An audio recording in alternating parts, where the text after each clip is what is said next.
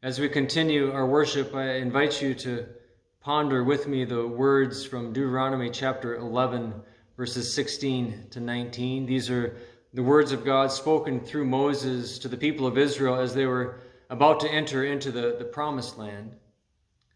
And God said to them through Moses, he said, "Be careful, or you will be enticed to turn away and worship other gods and bow down to them. And then the Lord's anger will burn against you, and he will shut up the heavens so that it will not rain, and the ground will yield no produce. And you will soon perish from the good land the Lord is giving you.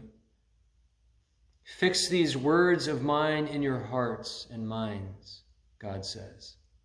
"Tie them as symbols on your hands and bind them on your foreheads. Teach them to your children, talking about them when you sit at home and when you walk along the road, when you lie down and when you get up."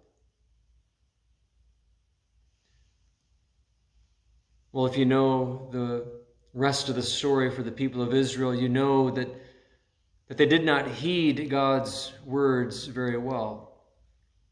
They were continually enticed to turn away from the living God and to desire other gods, continually enticed and seduced by the gods of the nations and the peoples around them. And as it was for the people of Israel, so it is so often with us.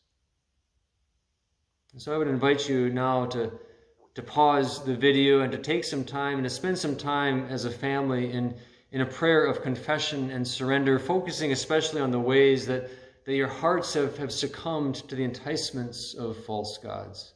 So pause the video if you would and spend a little time in prayer of confession and surrender.